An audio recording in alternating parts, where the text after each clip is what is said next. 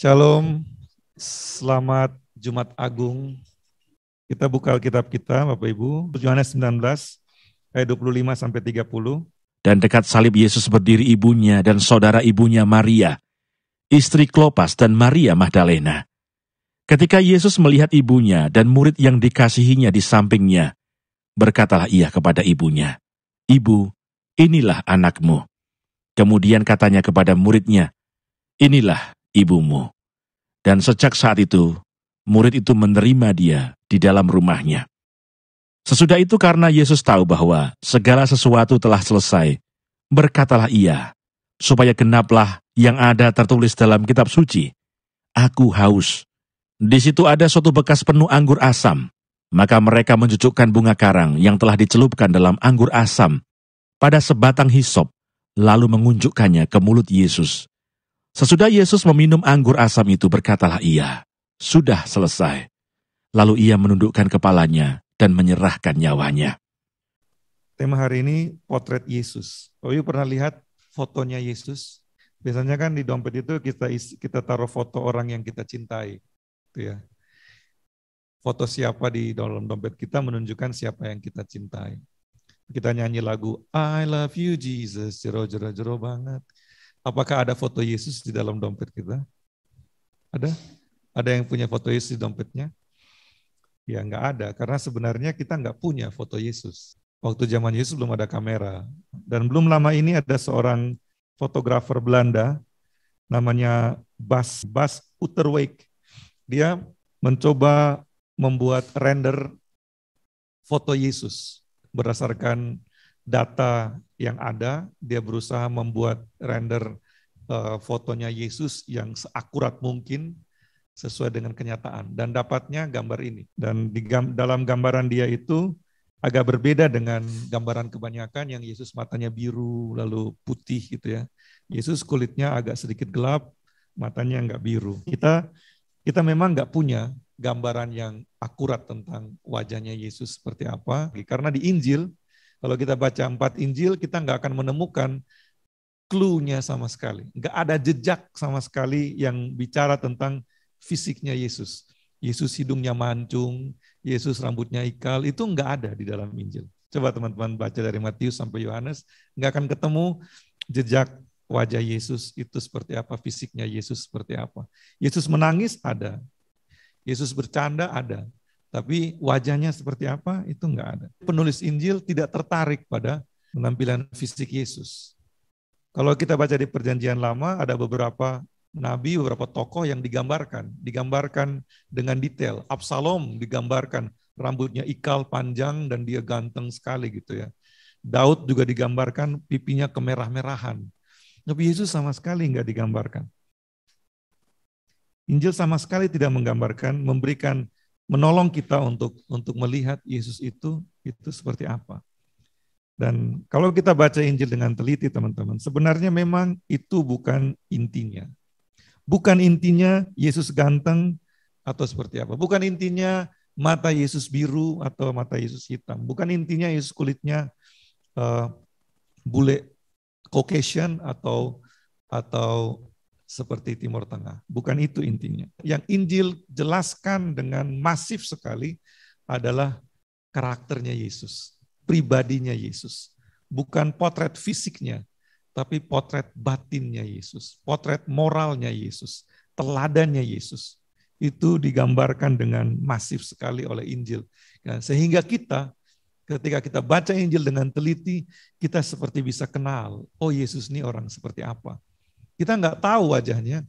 Kalau dia ada di tengah-tengah kita sekarang juga kita nggak akan kenalin dia. Tapi kita ketika kita baca tentang dia, kita bisa tahu sifat-sifatnya seperti apa. Dan ketika kita ketemu orang dengan sifat-sifat seperti itu, kita bisa kenal, itu mungkin Yesus. Dulu ada lagu yang bilang tentang Tuhan, John Baez, itu lagu jadul banget. What if God was one of us? Bagaimana jika Tuhan ada di tengah-tengah kita? Just a stranger on a bus. Dia naik bis dengan kita. Apakah kita bisa mengenali dia? Kalau dari secara fisik teman-teman kita nggak bisa mengenali dia. Nggak ada clue-nya sama sekali. Tapi ketika kita berinteraksi, ketika kita ngobrol, ketika kita jalan sama-sama, kita akan temukan, oh itu Tuhan. Dan hari ini juga teman-teman, di dunia ini kita hidup di dunia yang seperti apa? Dunia yang katanya semakin merosot secara moral. Dunia yang semakin merosot secara moral sebenarnya mencari guide moralnya, mencari Tuhan. Tapi dunia tidak bisa menemukan Tuhan. Karena yang ditampilkan kepada dunia justru tampilan fisik. Wajah yang ganteng atau cantik, dandanan yang cetar, pakaian yang mahal gitu ya. Potret wajah Yesus kita nggak punya, tapi kita punya potret moralnya Yesus. Kita punya teladannya Yesus. Dan hari ini dari Yohanes pasal 19, dari cerita kematian Yesus, saya mau mengajak kita untuk melihat 3 kalimat Yesus yang dicatat oleh Yohanes menjelang kematiannya. Yesus sedang tergantung di kayu salib, di bawah panas terik Bukit Golgota di Palestina, Timur Tengah. Kalau siang hari itu panasnya minta ampun. Kalau ke Israel disuruh harus selalu bawa air, harus punya botol minuman yang tidak kosong. Kenapa? Karena bisa dehidrasi, panas sekali. Nah ini Yesus dalam posisi dipaku di tiang di atas bukit. Artinya dia terkena sinar matahari langsung. Dan dia nggak punya akses kepada minuman sama sekali. Dalam keadaan yang seperti itu, Yesus mengucapkan 3 kalimat. Dan dari situ kita bisa melihat, bisa belajar. Hari ini saya mau mengajak kita belajar dari 3 kalimat Yesus ini. Siapa Yesus yang kita sebut Tuhan? Siapa Yesus yang kita rayakan kematiannya hari ini? Ketika Yesus melihat ibunya dan murid yang dikasihinya di sampingnya, berkatalah ia kepada ibunya, "Ibu, inilah anakmu." Kemudian katanya kepada murid-muridnya, "Inilah ibumu." Perhatikan teman-teman, Yesus dalam keadaan yang sangat sakit. Sebelum disalibkan dia dianiaya, dia dicambuk dengan begitu banyak. Sampai dia nggak kuat untuk pikul kayu salib itu. Sehingga Simon orang Kirene disuruh bantu pikul salibnya. Karena dia nggak kuat lagi. Dalam kondisi yang begitu lemah. Apa yang Yesus katakan dari atas kayu salib? Dia melihat Maria, perempuan yang melahirkan dia ke dunia. Dan dia bilang, "Ibu, inilah anakmu." Yesus masih mempunyai compassion, belas kasihan kepada Maria. Maria yang membesarkan dia. Ketika Yesus masih kecil, hanya Maria dan Yusuf yang tahu siapa Yesus. Kemudian Yusuf meninggal dunia duluan katanya. Dan Maria yang tahu Yesus itu siapa. Dan dia tutup mulut, diam. Sampai Yesus umur 30 tahun. Dia nggak tahan lagi. "Yesus, itu mereka anggurnya habis." Yesus bilang, "Mama, belum waktunya mama." Karena Maria menunggu 30 tahun untuk melihat Yesus yang dilahirkannya ini adalah Mesias dari Tuhan. Dan setelah 3 tahun Yesus pelayanan, Maria melihat Yesus digantung di kayu salib. Teman-teman coba berada pada posisinya Maria. Melihat anaknya, firstborn-nya, anak yang dilahirkannya pertama kali. Tergantung di kayu salib dengan rupa seperti itu. Coba ada di posisi Maria. Seperti apa hatinya Maria melihat Yesus. Yesus melihat Maria. Orang kalau dalam keadaan sakit, teman-teman, jangankan sakit, dalam keadaan lapar, orang biasanya egois. Biasanya nggak pikir yang lain, biasanya hanya pikir diri sendiri. Bagaimana bisa lepas dari rasa sakit ini? Bagaimana bisa lepas dari rasa lapar ini? Tapi Yesus dalam keadaan yang begitu sakit, teman-teman. Dia lihat ibunya, dia lihat Maria. Dan kemudian dia lihat Yohanes ada di sebelah Maria. Dan dia bilang, "Ibu, ini anakmu." Dalam kondisi tubuh yang seperti itu, menurut ahli medis, dokter bilang, nggak bisa ngomong banyak. Kalau terlalu sakit, susah untuk bicara pun. Dan Yesus memaksakan diri untuk mengucapkan kata-kata ini. Tapi hatinya seperti apa? Dalam keadaan yang paling sakit, dia masih memikirkan, nanti Maria bagaimana? Karena hidupnya di bumi sudah akan berakhir. Dia akan mati, lalu bangkit, tapi setelah kebangkitannya dia nggak bersama dengan Maria lagi. Itu adalah saat terakhirnya dia dengan melihat Maria. Maria melihat dia. Nah itu dia melihat Yohanes. Dan dia bilang, ibu, ini anakmu. Lalu dia melihat Yohanes, Yohanes, ini ibumu. Dan Yohanes paham. Yohanes adalah murid yang dikasihi oleh Yesus, yang dekat dengan Yesus. Yohanes paham kalimat itu artinya apa. Ini ibumu. Yesus akan pergi, tolong jaga Maria. Maria, perlakukan Yohanes sebagai anakmu. Yohanes yang ganti Yesus. Teman-teman bisa lihat seperti apa kasih Yesus.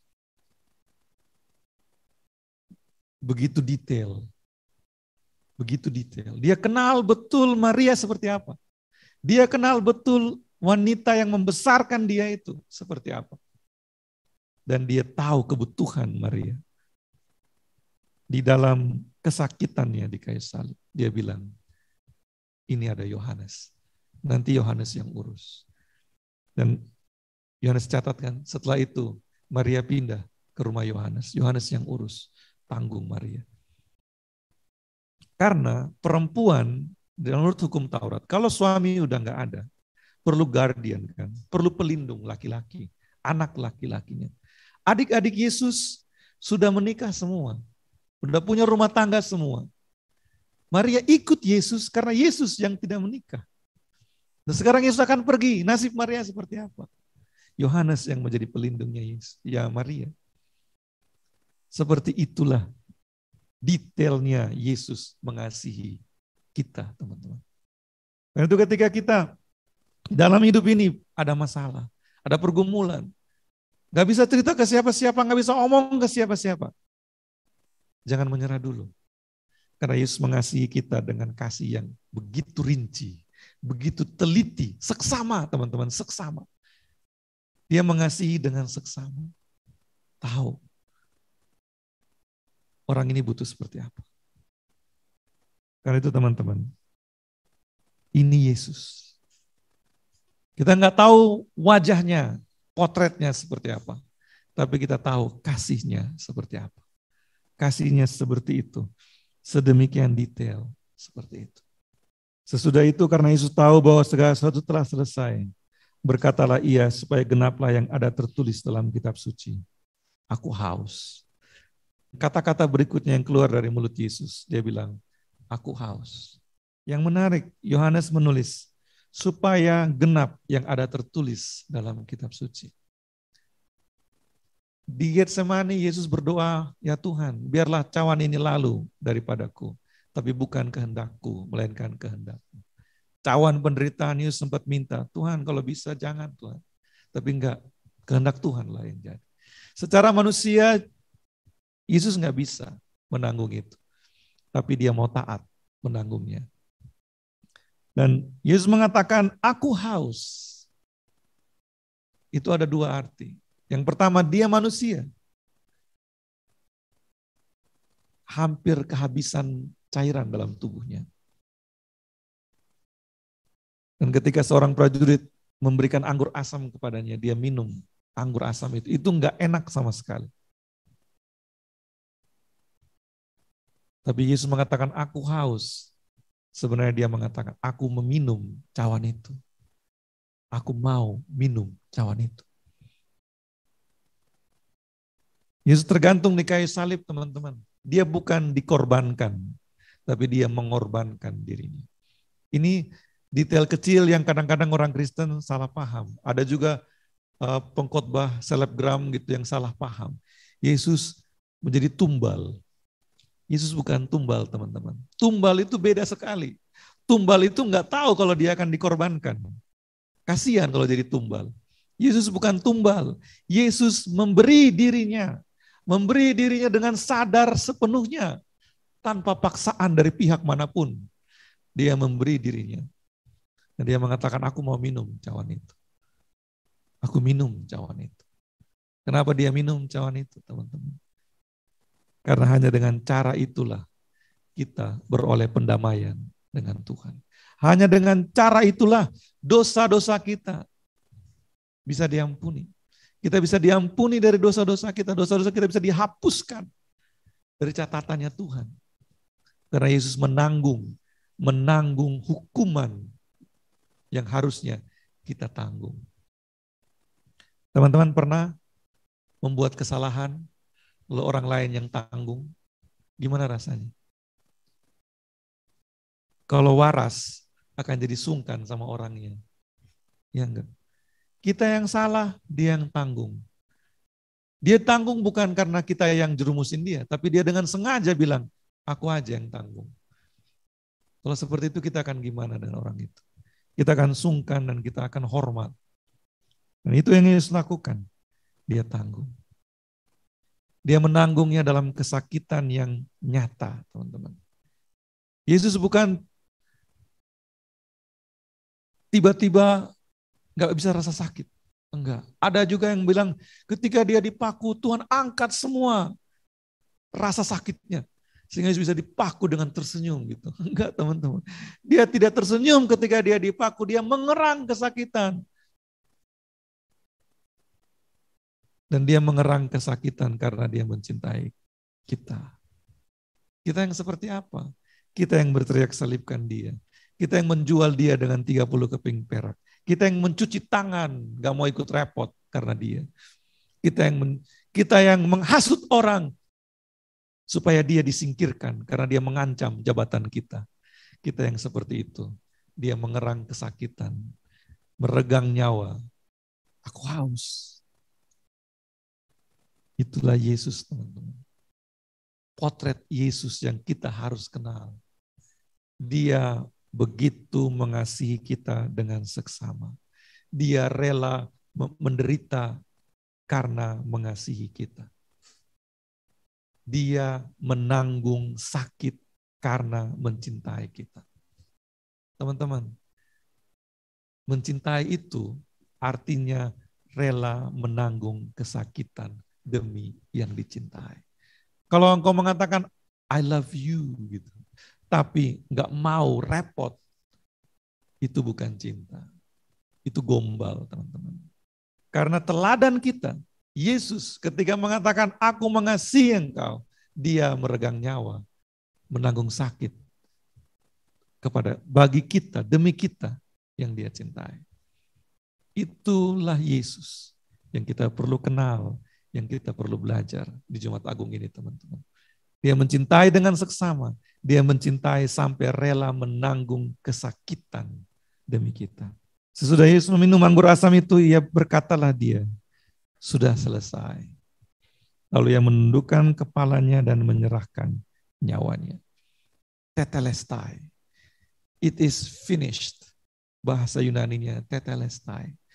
Tetelestai itu mengandung arti tuntas. Sama seperti seorang pemahat, dia bikin karyanya yang mahakarya dan kemudian selesai semua, dia akan bilang tetelestai. Sama seperti seorang yang punya hutang, dia cicil pelan-pelan, begitu lunas selesai semuanya, tetelestai. Atau anak sekolah kerjakan ujian, selesai semuanya, tetelestai. Tetelestai artinya tidak ada lagi yang perlu dikerjakan karena sudah tuntas. Tidak ada lagi yang kurang karena sudah sempurna.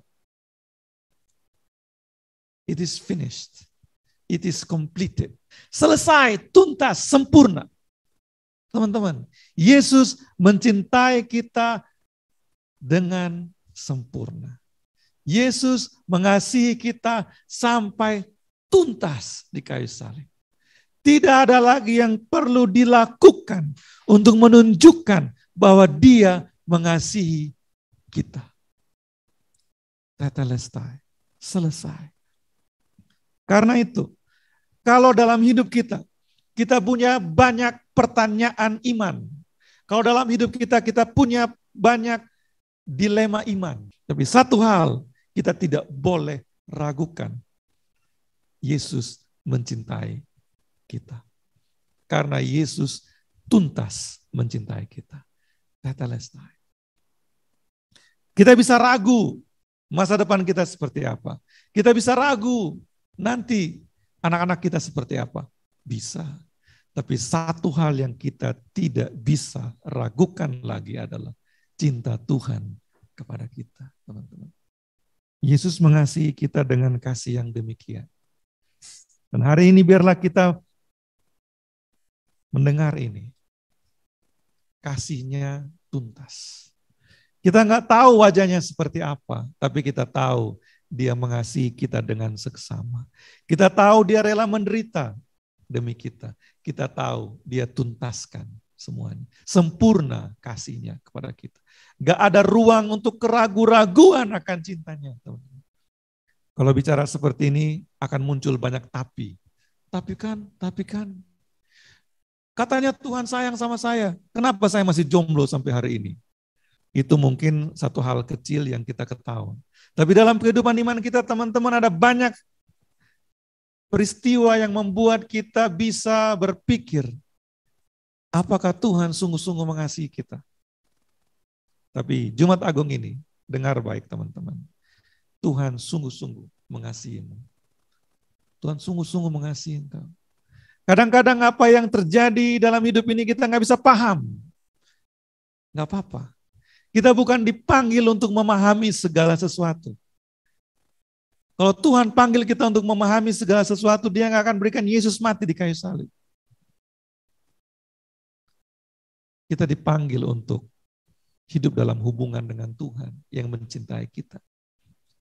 Dan teman-teman, semakin bertambah umur, kita akan menemukan bahwa hubungan yang didasari cinta itu tidak selamanya tersenyum, tertawa. Hubungan yang didasari cinta itu justru ada banyak pertanyaan, ada banyak tangisan, ada banyak pergumulan. Tapi kenapa kita masih bertahan dalam hubungan itu? Karena cinta yang mendasarinya. Dan Tuhan memanggil kita untuk menikmati cintanya kepada kita. Cinta yang sempurna itu. Cinta yang seksama itu. Dan Tuhan memanggil kita untuk juga mencintai seperti dia mencintai. Bagaimana kita menunjukkan cinta kita kepada Tuhan? Dengan belajar potretnya Yesus. Dengan belajar bahwa mencintai itu seksama. Dengan belajar bahwa mencintai itu rela menderita. Dengan belajar bahwa mencintai itu sempurna, tuntas, teman-teman. Dunia hancur, kacau karena orang-orang mencintai dengan cara manusiawi. Seandainya semua orang Kristen belajar potret Yesus ini, seandainya semua orang Kristen belajar melakukan cinta seperti Yesus melakukannya, kita akan membuat dunia lebih baik. Kita akan menyembuhkan dunia. Dulu Michael Jackson nyanyi kan. Gimana lagunya kali dia? Heal the world, make it better place for you and for me and the entire human race. There are people dying. Saya ingat banget Kak Vika pasti hafal lagunya kan. Yang hafal lagu ini pasti udah tua seperti saya. Bagaimana kita bisa menyembuhkan dunia yang kacau ini? Ada begitu banyak orang yang literally dying, teman-teman. Secara harfiah mau mati. Teman-teman kita di Ukraina diserang, dibombardir setiap hari, lalu kita malah puji-puji Vladimir Putin gitu. Udah sakit jiwa itu kalau seperti itu. Perang apapun alasannya, perang itu tidak bisa diterima oleh orang-orang yang mengaku pengikut Yesus, mencintai Yesus. Waktu pergi ke Israel kita sebelum conference ada 3 hari, 4 hari kita jalan-jalan kan. Masuk ke Bethlehem itu bebas. Dan di Bethlehem itu mayoritas Kristen. Tapi mereka Palestina, teman-teman, Palestina. Karena itu untuk masuk kembali ke Yerusalem ada tembok tinggi sekali. Dan tentara Israel dengan sabar memeriksa satu persatu. Satu persatu itu macetnya panjang, katanya. Diperiksa satu persatu, turunin kaca diperiksa satu persatu. Bis pariwisata naik dia. Tentaranya sih ganteng, cantik, muda-muda. Kayak Gal Gadot gitu. Tapi bawaannya M16 dengan pelontar granat. Coba berani godain nggak? Periksa satu-satu. Kenapa? Karena ada perang antara mereka. Orang Yahudi bilang tembok itu perlu karena ada kelompok radikal dari Palestina yang suka ganggu mereka. Tapi teman-teman, berapa persen sih orang Palestina yang radikal? Sedikit sekali sebenarnya. Jauh lebih banyak orang Palestina yang mau hidup normal. Mereka senang kalau kita datang karena kita beli dagangan mereka. Orang Yahudi juga sama. Senang kalau kita datang karena kita beli dagangan mereka. Enggak tanya agamamu berapa, agamamu apa. Manusia itu maunya hidup. Hidup damai. Bisa makan, bisa main, bisa nonton TV, bisa ketawa. Udah. Kenapa harus ada orang membenci orang lain? Karena Tuhannya beda. Karena sukunya beda. Dunia ini sakit, teman-teman. Dunia kita ini sakit. Dan lebih sakit lagi ketika keadaan yang seperti itu dicoba disamaratakan ke seluruh dunia. Kita pisahkan dunia berdasarkan ideologinya. Kita pisahkan dunia berdasarkan Tuhannya. Sakit sekali. Menyakitkan sekali teman-teman ketika kita menolong orang, lalu orang tanya, kamu agamanya apa? Kamu agamanya beda, jangan tolong saya. Itu mengerikan sekali. Dulu yang terjadi sebaliknya, orang mau nolong dia tanya, kamu agamamu apa? Oh sorry, kamu agamanya beda, saya nggak tolong. Itu juga sakit. Itu juga jahat dan sakit. Tapi dunia sekarang ini lebih sakit lagi. Dia mau mati, orang mau tolong. Kamu agamanya apa? Enggak, kamu beda sama saya, enggak usah tolong saya, biar saya mati aja. Wow, betapa sakitnya dunia kita ini teman-teman.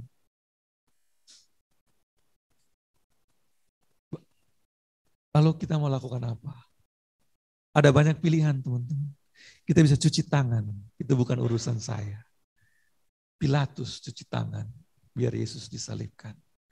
Kita bisa ikut-ikutan, memang kita beda kok. Pemuka agama Yahudi seperti itu. Dia memang beda dengan kita. Ajarannya mungkin baik, tapi dia enggak sekolah teologi yang sama dengan kita. Salibkan dia. Teman-teman, kalau kita mau hidup sungguh-sungguh sebagai pengikut Yesus, kenalilah Yesus yang kita sembah, rayakan kematiannya hari ini.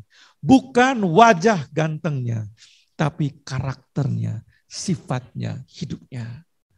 Dan biarlah kita memberi diri kita untuk mencintai seperti dia mencintai. Memberi diri kita untuk mencintai seperti dia mencintai kita. Memberi diri kita untuk menderita demi yang kita cintai. Memberi diri kita untuk mengasihi dengan seksama. Ketika ketemu ada anak di jalan yang minta-minta, kita nggak buru-buru kasih uang kepada dia. Tapi kita mau seksama melihat, kenali.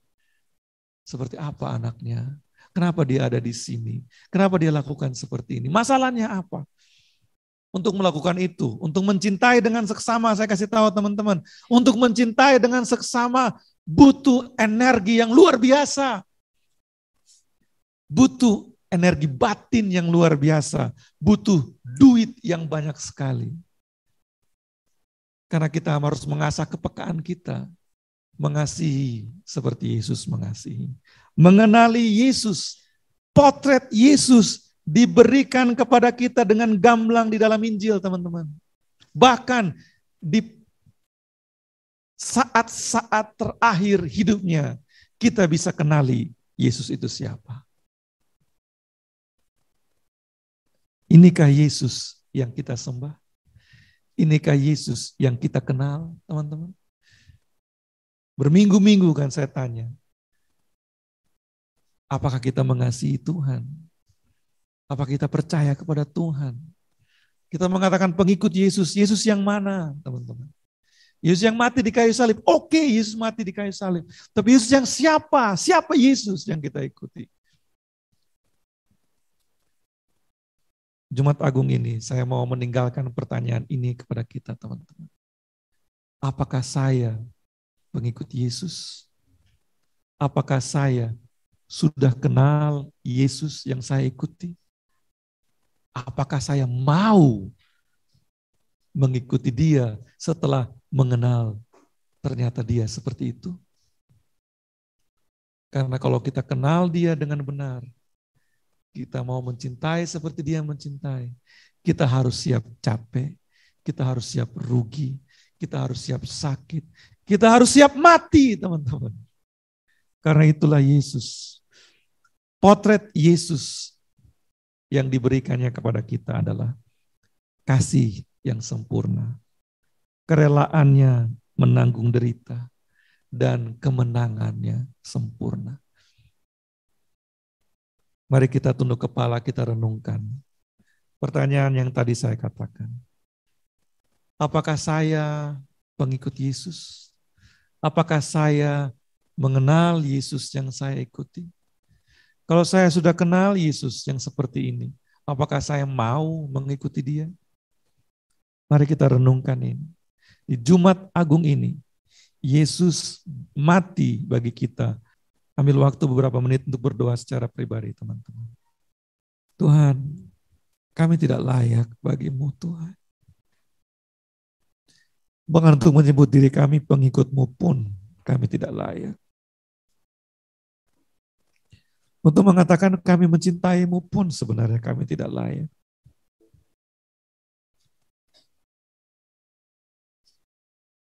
Engkau mengasihi kami dengan kasih yang tidak bisa kami bayangkan sekalipun, Tuhan.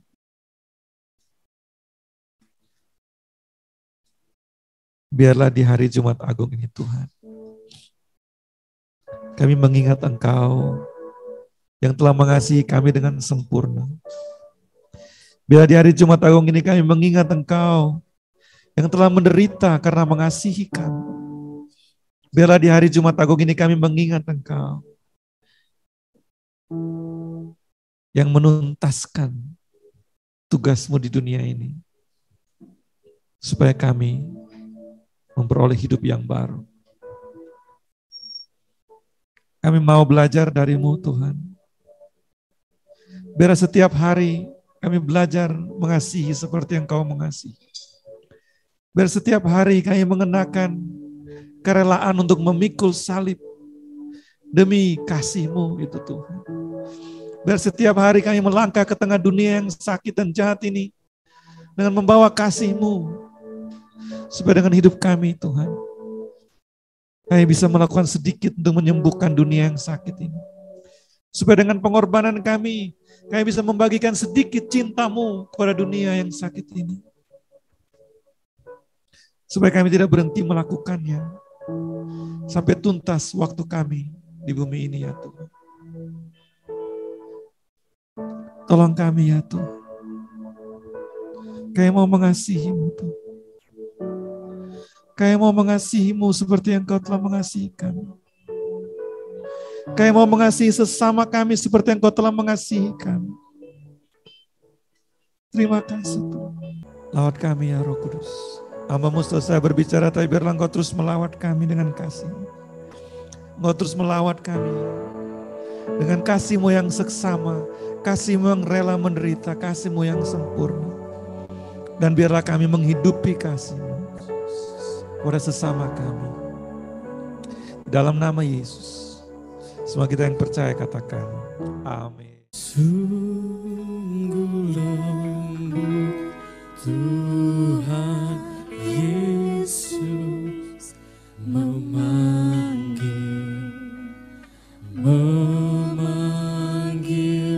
aku dan kau.